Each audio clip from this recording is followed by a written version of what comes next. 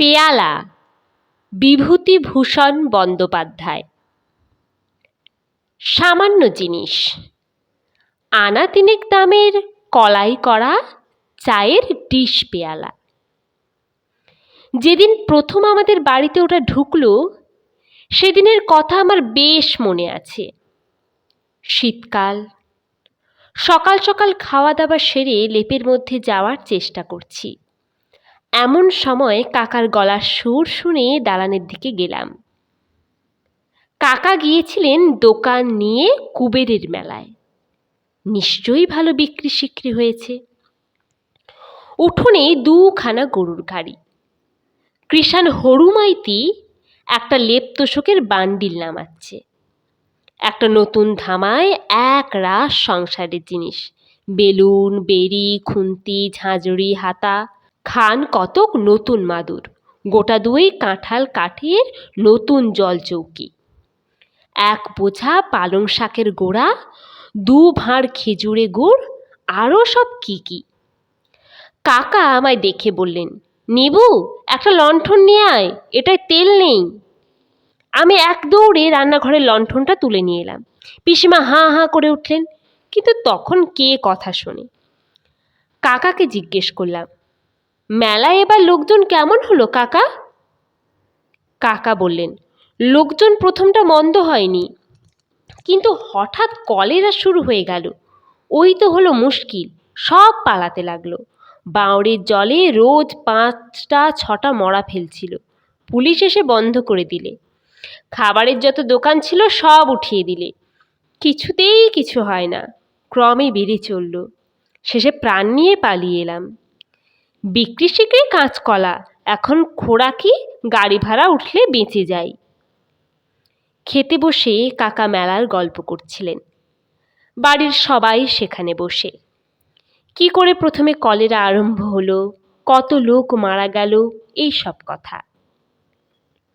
আহা, সামটা মানপুর থেকে কে একজন যদু চক্রবর্তী না কি নাম, একখানা ছইয়ের গাড়ি পুড়ে বাড়ির লোক নিয়ে এসেছে মেলা দেখতে। ছেলে মেয়ে বউ ঝি সে একবারে গাড়ি বোঝায়। বাঁওড়ের ধারে তালতলায় গাড়ি রেখে সেখানেই সব বেঁধে খায় দায় থাকে। দুদিন পরে রাত পোহালে বাড়ি ফিরবে। রাত্রিরেই ধরল তাদের একটা 9 বছরের মেয়েকে কলেরায়।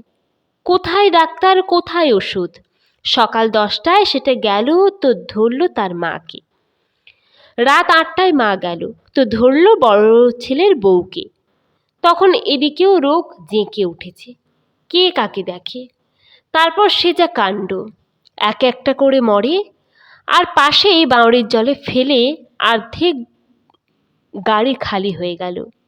ব্রাহ্মণের যা সর্বনাশ ঘটল আমাদের চোখের সামনে, উফ। কাকা ভুসিমালের ব্যবসা করেন। প্রায় 40 মণ সোনা মুখ মেলায় বিক্রির জন্য নিয়ে গিয়েছিলেন। মণ 12 না 13 কাটাতে পেরেছিলেন। বাকি গরুর গাড়িতে ফিরে আসছে। কাল সকাল নাগাদ পৌঁছাবে। গাড়িতে আছে আমাদের আড়তের সরকার হরিবিলাস মান্না। কাকা খেয়ে উঠে যাবার একটু পরেই কাকার ছোট মেয়ে মনু একটা কলাই করা পেয়ালা রান্নাঘরে নিয়ে এসে বললে, এই দেখো জ্যাঠাইমা, বাবা এনেছেন, কাল আমি এতে চা খাবো কিন্তু। হাতে তুলে সকলকে দেখিয়ে বললে, বেশ কেমন না, মেলায় 3 আনা দরে কেনা। এই প্রথম আমি দেখলুম পেয়ালাটা। সে আজ 4 বছরের কথা হবে। তারপর বছর 2 কেটে গেল। আমি কাজ শিখে এখন টিউবওয়েলের ব্যবসা করি। ডিস্ট্রিক্ট বোর্ড, লোকাল বোর্ডের কাজ সংগ্রহ করবার জন্যে এখানে ওখানে বড় ছুটোছুটি করে বেড়াতে হয়। বাড়িতে বেশিক্ষণ থাকা আজকাল আর বড় ঘটে না। সেদিন সন্ধ্যার গাড়িতে কলকাতা আসব। আমার বিছানাপত্র বেঁধে রান্নাঘরে চায়ের জন্য তাগাদা দিতে গিয়েছি। কানে গেল আমার বড় ভাইজি বলছে, ও পেয়ালাটাতে দিও না পিসিমা, বাবা মারা যাবার পর মা ও পেয়ালাটাকে দেখতে পারে না 2 চোখে। আমি বললুম, কোন পেয়ালাটা রে, কি হয়েছে পেয়ালার? আমার ভাইজি পেয়ালা নিয়ে এলো। মনে হলো কাকার কেনা অনেক দিনের সে পেয়ালাটা। সে বললে, বৌদির অসুখের সময় এই পেয়ালাটা করে দুধ খেতেন, তারপর বাবার সময়ও এতে করে ওর মুখে সাবু ঢেলে দেওয়া হতো। মা বলে, আমি ওটা দেখতে পারিনি। আমার এই জ্যাঠতুতো ভাইয়ের স্ত্রী কলকাতা থেকে আমাদের এখানে বেড়াতে এসে অসুখে পড়েন এবং তাতেই মারা যান। এর বছর 2 পরে কাকাও মারা যান পৃষ্ঠব্রণ রোগে। কিন্তু এর সঙ্গে পেয়ালাটার সম্পর্ক কি? যত সব মেয়েলি কুসংস্কার। পরের বছর থেকে আমার টিউবওয়েলের কাজ খুব জেঁকে উঠল। জেলা বোর্ডের অনেক কাজ এলো আমার হাতে। আমার নাওয়া খাবার সময় নেই। দূর দূরান্তের পাড়াগাঁয়ের নানা স্থানে টিউবওয়েল বসানো ও মিস্ত্রি খাটানোর কাজে মহা ব্যস্ত। বাকি সময়টুকু যায় আর বছরের বিলের টাকা আদায়ের তদবিরে। সংসারেও আমাদের নানা গোলযোগ বেঁধে গেল। কাকা যতদিন ছিলেন কেউ কোনো কথাটি বলতে সাহস করেনি সংসারের পুরনো ব্যবস্থাগুলির বিরুদ্ধে। এখন সবাই হয়ে দাঁড়ালো কর্তা, কেউ কাউকে মেনে চলতে চায় না। ঠিক এই সময় আমার ছোট ছেলের ভয়ানক অসুখ হলো। আমার আবার সে সময় কাজের ভিড় খুব বেশি। জেলা বোর্ডের কাজ শেষ হয়ে গিয়েছে, কিন্তু টাকার তাগাদা করতে হবে ঠিক এই সময়টাতে, নইলে বিল চাপা পড়তে পারে 6 মাস বা 7 মাসের জন্যে। আমি আজ জেলা, কাল মহকুমা ছুটোছুটি করে বেড়াতে লাগলুম। এ মেম্বার ও মেম্বারকে ধরিয়ে যাতে আমার বিলের পাওনাটা চুকিয়ে দিতে। তাঁরা সাহায্য করেন। কাজ মিটিয়ে যখন বাড়ি ফিরলুম তখন এদিকেও কাজ মিটে গিয়েছে। ছেলেটি মারা গিয়েছে। অবশ্যই চিকিৎসার ত্রুটি হয়নি কিছু, এই যা সান্ত্বনা। বছরের শেষে আমি শহরে বাসা করে স্ত্রী ও ছেলে মেয়েদের সেখানে নিয়ে এলাম। বাড়ির ওইসব দুর্ঘটনার পরে সেখানে আমাদের কারোর মন বসে না। তাছাড়া আমার ব্যবসা খুব জেঁকে উঠেছে। সর্বদা শহরে না থাকলে কাজের ক্ষতি হয়। টিউবওয়েলের ব্যবসাতে নেমে একটা জিনিস আমার চোখে পড়েছে যে আমাদের দেশের বিশেষ করে পাড়া গাঁয়ের লোকদের মতো অলস প্রকৃতির জীব বুঝি পৃথিবীর আর কোথাও নেই। এত অল্পে সন্তুষ্ট মানুষ কি করে হতে পারে সে যাঁরা এদের সঙ্গে পরিচিত নন তাদের ধারণাতেও আসবে না। নিশ্চিত মৃত্যুকেও এরা পরম নিশ্চিন্তে বরণ করে নেবে। সকল রকম দুঃখ দারিদ্র অসুবিধাকে সহ্য করবে, কিন্তু তবু 2 পা এগিয়ে যদি এর কোনো প্রতিকার হয় তাতে রাজি হবে না। তবে এদের একটা গুণ দেখেছি, কখনো অভিযোগ করে না এরা, দেশের বিরুদ্ধেও না, দৈবের বিরুদ্ধেও না। বাইরে থেকে এদের দেখে যাঁরা বলবেন এরা মরে গিয়েছে, এরা জড় পদার্থ মাত্র, ঘনিষ্ঠভাবে দেখলে কিন্তু তাঁরা মত বদলাতে বাধ্য হবেন। এরা মরেনি, বোধহয় মরবেও না কোনো কালে। এদের জীবনী শক্তি এত অফুরন্ত যে অহরহ মরণের সঙ্গে যুঝে এবং পদে পদে হেরে গিয়েও দমে যায় না এরা, বা ভয় পায়, প্রতিকার করতে ব্যস্ত হয়ে পড়ে না। সহজভাবেই সব মেনে নেয়, সব অবস্থা।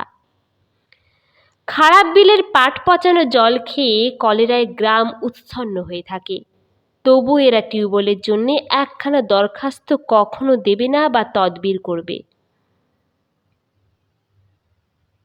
কে অত ছুটোছুটি করে, কেই বা কষ্ট করে, শুধু একখানা দরখাস্ত করা মাত্র। অনেক সময় দরকার বুঝলে জেলা বোর্ড থেকে বিনা খরচায় টিউবওয়েল বসিয়ে দেয়, কিন্তু ততটুকু হাঙ্গামা করতেও এরা রাজি নয়।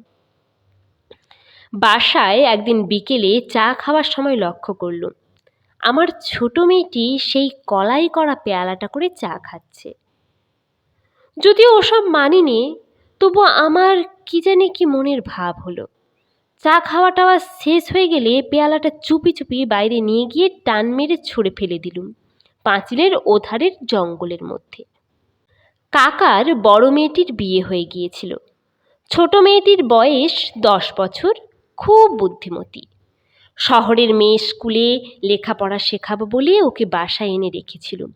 স্কুলেও ভর্তি করে দিয়েছিলুম। মাস 5-6 কাটল। বৈশাখ মাস। এই সময়েই আমার টিউবওয়েলের কাজের ধুম। 8-10 দিন একাধিক ক্রমে বাইরে কাটিয়ে বাসায় ফিরি, কিন্তু তখনই আবার একটা কাজে বেরিয়ে যেতে হয়। এতে পয়সা রোজগার হয় বটে, কিন্তু স্বস্তি পাওয়া যায় না। স্ত্রীর হাতের সেবা পাইনি, ছেলে মেয়েদের সঙ্গ পাইনি, শুধু টো করে দূর দূরান্ত চাষা গাঁ ঘুরে ঘুরে বেড়ানো, শুধুই এস্টিমেট কষা, মিস্ত্রি খাটানো।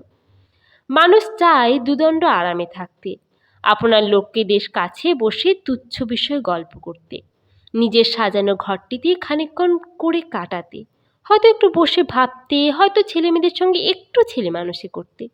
শুধু টাকা রোজগারে এসব অভাব তো পূর্ণ হয় না। হঠাৎ চিঠি পেয়ে বাসায় ফিরলাম। কাকার ছোট মেয়েটির খুব অসুখ। আমি পৌঁছালাম দুপুরে। একটু পরে রোগীর ঘরে ঢুকে আমি থমকে দাঁড়িয়ে গেলুম। আমার পিসিমা সেই কলাই করা পেয়ালাটাতে রোগীকে সাবু না বার্লি খাওয়াচ্ছেন। আমি আমার মেয়েকে আড়ালে ডেকে জিজ্ঞাসা করলুম, ও পেয়ালাটা কোথা থেকে এলো রে? খুকি বললে, ওটা কুকুরে না কিসে বনের মধ্যে নিয়ে ফেলেছিল বাবা, মনুদি দেখতে পেয়ে নিয়ে এসেছিল। সে তো অনেক দিনের কথা, পাঁচিলের ওই যে বন, ওইখানে টেনে নিয়ে গিয়েছিল। আমি বিস্মিত সুরে জিজ্ঞেস করলুম, মনু নিয়ে এসেছিল? জানিস ঠিক তুই? খুকি অবাক হয়ে আমার মুখের দিকে চেয়ে বললে, হ্যাঁ বাবা, আমি খুব জানি। তুমি না হয় মাকে জিজ্ঞেস করো। আমাদের সেই যে ছোকরা চাকরটাকে কুকুরে কামড়েছিল না, ওই দিন সকালে মনু দিয়ে পেয়ালাটা কুড়িয়ে আনে। ওই পেয়ালাতে তাকে কিসের শেকড়ের পাঁচন খাওয়ানো হলো, আমার মনে নেই। আমি চমকে উঠলুম, বললুম, কাকে রে? রামলগনকে? হ্যাঁ বাবা, সেই যে তারপর এখান থেকে চলে গেল দেশে সেই ছেলেটা। আমার সারা গা ঝিমঝিম করছিল। রামলগনকে কুকুরে কামড়ানোর পর দেশে চলে গিয়েছিল, কিন্তু সেখানে যে সে মারা গিয়েছে এ খবর আমি কাউকে বলিনি। বিশেষ করে গৃহিণী তাকে খুব ভালোবাসতেন বলেই সংবাদটা আর বাসায় জানায়নি। আমাদের টিউবওয়েলের মিস্ত্রি শিবশরণের শালির ছেলে সে। সেই খবরটা মাসখানেক আগে আমায় দেয়। মনুর অসুখ তখনও পর্যন্ত খুব খারাপ ছিল না। ডাক্তারেরা বলছেন ভয়ের কোনো কারণ নেই। আমার কিন্তু মনে হলো ও বাঁচবে না। ও পেয়ালাটার ইতিহাস এ বাসায় আর কেউ জানে না। অসুখের সময় যে ওতে করে কিছু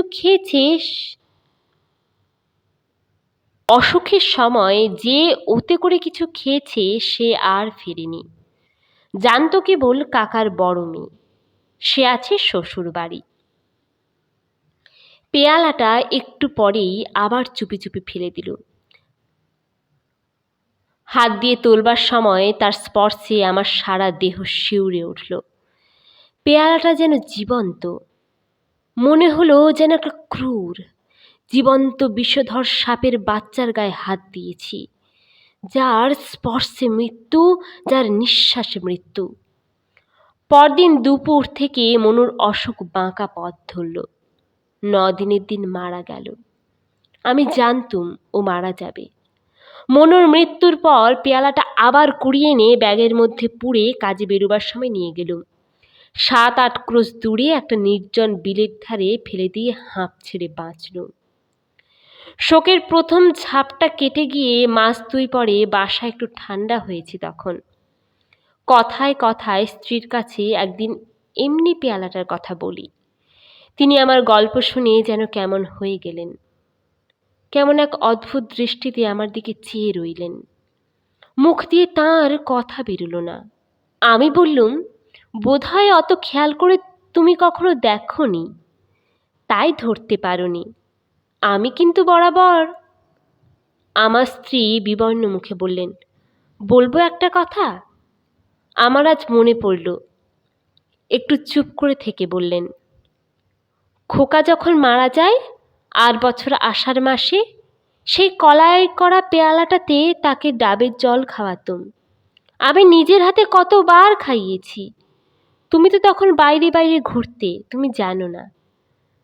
আমার কোনো উত্তর খানিকক্ষণ না পেয়ে বললেন, জানতে তুমি এ কথাটা? না, জানতুম না অবশ্যই, কিন্তু অন্যমনস্ক হয়ে আর একটা কথা মনে তোলপাড়া করছিল। পেয়ালাটা আমাদের ছেড়েছে তো, ওটাকে কেন তখন ভেঙে চুরমার করে নষ্ট করে দিইনি? আবার কোনো উপায়ে সে এ বাড়িতে ঢুকবে না তো?